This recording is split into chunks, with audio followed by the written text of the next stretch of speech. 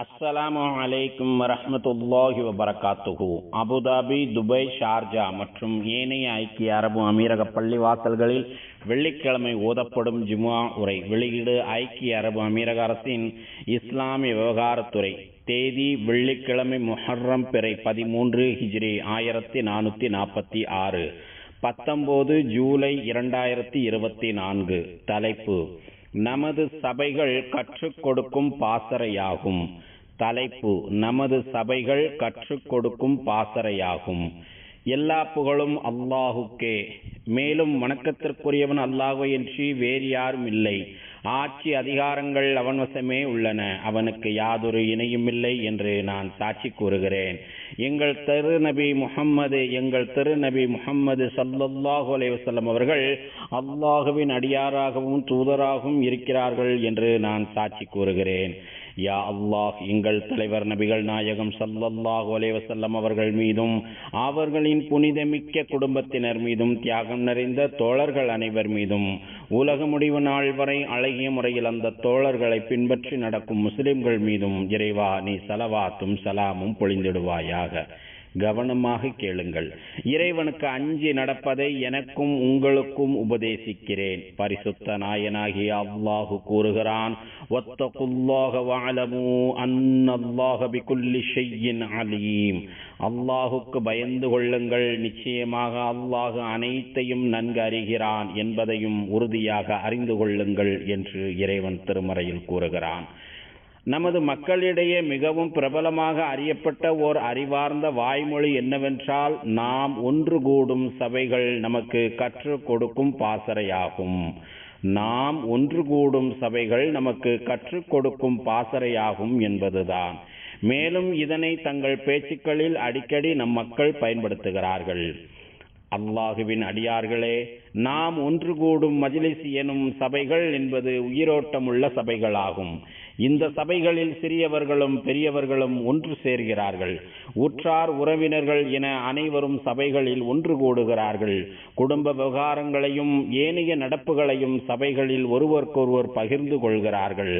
இதன் மூலம் குடும்பத்தில் உள்ளவர்களிடம் அளவளாவி பேசுவதன் மதிப்பை உணர்ந்து கொள்கிறார்கள். சபைகளுக்கு முக்கியத்துவம் கொடுத்து வருபவர்களே, உங்கள் சபை எனும் மஜ்லிஸ்களில் நீங்கள் அனைவரும் சேர்ந்து இருப்பது ஒரு நல்ல வாய்ப்பாகும். உங்களுக்கு கிடைக்கப்பெற்ற பாக்கியமாகும். எனவே அனைவரும் ஒன்றாக சபைகளில் இருப்பதற்கு அதிக முன்னுரிமை தாருங்கள். சபைகளில் மிக அழகிய நன்னடத்தையை கொண்டிருங்கள். சபை நாகரீகத்தையும் இங்கிதத்தையும் நல்லொழுக்கத்தையும் கடைபிடியுங்கள். சபைகளில் உள்ள மூத்த குடிமக்களுக்கு மதிப்பு கொடுங்கள். உங்களை தேடி சபைகளுக்கு வருபவர்களை உடனடியாக எழுந்து சென்று கண்ணியத்துடன் வரவேறுங்கள். வந்திருக்கும் விருந்தினர்களுக்கு தேவையான உதவிகளையும் வசதி வாய்ப்புகளையும் செய்து கொடுங்கள். ஏனெனில் இறை தூதர் கண்மணி நாயகம் ஸல்லல்லாஹு அலைஹி வஸல்லம் அவர்கள் கூறுகிறார்கள், மன் கான யுமினு பில்லாஹி வல் யௌமில் ஆகிரி ஃபல்யுக்ரிமு லைஃபா ومن كان يؤمن بالله واليوم الآخر فليقل خيرا أو وليصمت. அல்லாஹுவையும் மறுமை நாளையும் நம்பிக்கை கொண்டவர் தம் அண்டை வீட்டாருக்கு தொல்லை தர வேண்டாம். அல்லாஹுவையும் மறுமை நாளையும் நம்பிக்கை கொண்டவர் தமது அண்டை வீட்டாருக்கு தொல்லை தர வேண்டாம். அல்லாஹுவையும் மறுமை நாளையும் நம்பிக்கை கொண்டவர் தம் விருந்தாளியை கண்ணியப்படுத்தட்டும். அல்லாஹுவையும் மறுமை நாளையும் நம்பிக்கை கொண்டவர் ஒன்று நல்லதையே பேசட்டும் அல்லது வாய்மூடி மௌனமாக இருக்கட்டும் என்று இறை தூதர் ஸல்லல்லாஹு அலைஹி வஸல்லம் அவர்கள் கூறுகிறார்கள். உடன் அமர்ந்திருப்பவர்களிடம் அழகான முறையில் பேசுங்கள். முக்கியத்துவம் வாய்ந்த தகவல்களையே பேசுங்கள். கைபேசி உள்ளிட்ட தொழில்நுட்ப சாதனங்களில் கவனம் செலுத்தாதீர்கள். பொதுவாக ஒரு சபையில் மற்றவர்களோடு அமர்ந்திருக்கும் போது கைபேசி உள்ளிட்ட தொழில்நுட்ப சாதனங்களில் கவனம் செலுத்துவது மனிதநேய பண்பு அல்ல. இறை தூதர் கண்மணி நாயகம் ஸல்லல்லாஹு அலைஹி வஸல்லம் அவர்கள் தமது சபையில் எப்படி நடந்து கொண்டார்கள் என்கிற தகவலை நீ நன்றாக புரிந்து கொள். அன்ன ரசூலுல்லாஹி ஸல்லல்லாஹு அலைஹி வஸல்லம் இத்தகத ஹாத்தமன் ஃபலபிஸஹு கால ஷகலனி ஹாதா அன்கும் முஸ்துல் யௌம இலைஹி நظரத்தும் வ இலைக்கும் நظரா சும்ம அல்காஹு. இறை தூதர் கண்மணி நாயகம் ஸல்லல்லாஹு அலைஹி வஸல்லம் அவர்கள் ஒரு மோதிரத்தை அணிந்து கொண்டு இவ்வாறு சொன்னார்கள். இறை தூதர் கண்மணி நாயகம் ஸல்லல்லாஹு அலைஹி வஸல்லம் அவர்கள் ஒரு மோதிரத்தை அணிந்து கொண்டு இவ்வாறு சொன்னார்கள், இந்த மோதிரம் நாள் முழுவதும் உங்களை விட்டு எனது கவனத்தை சிதறடிக்கிறது. இந்த மோதிரம் நாள் முழுவதும் உங்களை விட்டு எனது கவனத்தை சிதறடிக்கிறது.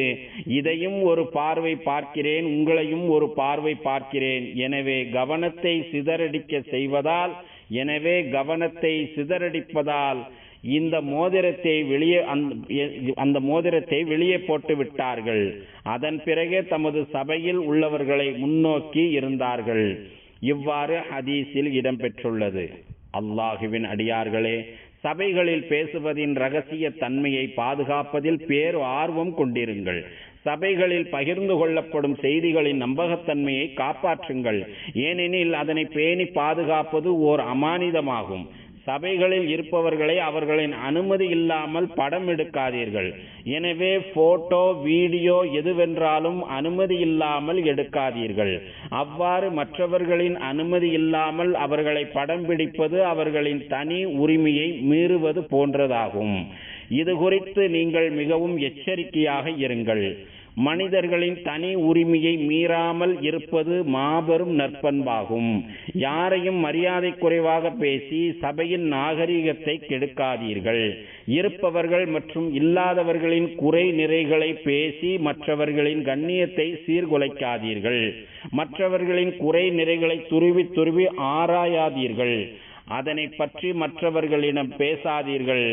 ஏனெனில் அல்லாஹு தஆலா கூறுகிறான், யா அய்யுஹல்லதீன ஆமனு ஜ்தனீபு கஸீரம் மினல்-ظن இன்ன பஅதல்-ظن ولا تجسسوا ولا يغتب بعضكم بعضا أيحب أحدكم أن يأكل لحم أخيه ميتا فكرهتموه واتقوا الله إن الله تواب رحيم. நம்பிக்கையாளர்களே, அதிகமான சந்தேகங்களிலிருந்து நீங்கள் விலகிக் கொள்ளுங்கள். ஏனென்றால் நிச்சயமாக சந்தேகங்களில் சில பாவமானவையாக இருக்கின்றன. எவருடைய குற்றத்தையும் நீங்கள் துருவி விசாரித்துக் கொண்டிருக்க வேண்டாம். உங்களில் ஒருவர் மற்றவரையும் புறம் பேச வேண்டாம். உங்களில் எவனும் தன் இறந்த சகோதரனின் மாமிசத்தை புசிக்க விரும்புவானா? உங்களில் எவனும் தன் இறந்த சகோதரனின் மாமிசத்தை புசிக்க விரும்புவானா? அதை நீங்கள் வெறுப்பீர்களே. புறம் பேசுவதும் அவ்வாறே. எனவே அல்லாஹுக்கு பயந்து கொள்ளுங்கள். நிச்சயமாக அல்லாஹ் பாவத்திலிருந்து விலகுபவர்களை அங்கீகரிக்கிறான். அவன் கருணையுடையவனாகவும் இருக்கிறான் என்று இறைவன் திருமறையில் கூறுகிறான். முஃமின்களே, அல்லாஹு தஆலா நம் அனைவரையும் அமீரக தேசத்தில் மிகவும் கௌரவமாக வைத்திருக்கிறான். ஏனெனில் சபை எனும் மஜ்லிஸுகளின் முக்கியத்துவத்தை நாம் அறிந்திருக்கிறோம். மேலும் அதனை மிகவும் கண்ணியமாக வைத்திருக்கிறோம். அவ்வாறு தொடர்ந்து சபை நாகரிகத்தை பேணுவது அழகிய பழக்கமாகும், நல்லதொரு வழிமுறையாகும். எனவே இவ்வாறான சபைகளின் பாக்கியத்தை நாம் தொடர்ந்து தக்க வைக்க வேண்டும். தொடர்ந்து மஜ்லிஸுகளில் ஒன்று சேர்ந்து இருப்பதில் நாம் ஆர்வம் கொண்டிருக்க வேண்டும். இளைய தலைமுறையினருக்கும் சபையின் முக்கியத்துவத்தை பற்றி நாம் எடுத்து கூற வேண்டும். அவர்களையும் சபைகளுக்கு அழைத்து வர வேண்டும். இதன் மூலம் அவர்கள் பாரம்பரியமிக்க நமது கலாச்சாரத்தை தெரிந்து கொள்வார்கள். நமது அழகிய பழக்க வழக்கங்களை எடுத்து நடப்பார்கள். அமீரகத்தின் அடிப்படையான அழகிய நாகரீகத்தையும் தொடர்ந்து கடைபிடித்து வருவார்கள். இவற்றுக்கெல்லாம் முதலில் நாம் அவர்களுக்கு வழிகாட்டியாகவும் முன்னோடியாகவும் திகழ வேண்டும்.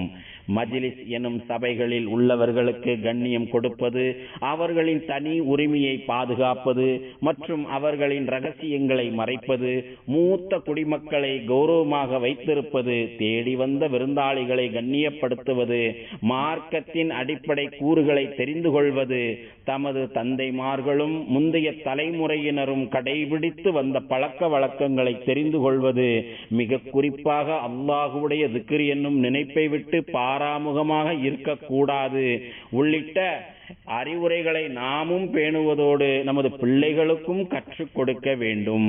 ஏனெனில் இறை தூதர் கண்மணி நாயகம் ஸல்லல்லாஹு அலைஹி வஸல்லம் அவர்கள் கூறுகிறார்கள், மா ஜலஸ கௌமும் மஜ்லிஸன் லம் யذ்குருல்லாஹ ஃபீஹி வலம் யுஸல்லு அலா நபியிஹிம் இல்லா கான அலைஹிம் திரா ஃபஇன் ஷாஅ அஸபஹும் வஇன் ஷாஅ கஃபர லஹும் ஒரு கூட்டத்தினர் ஒரு சபையில் அமர்ந்திருக்கிறார்கள்.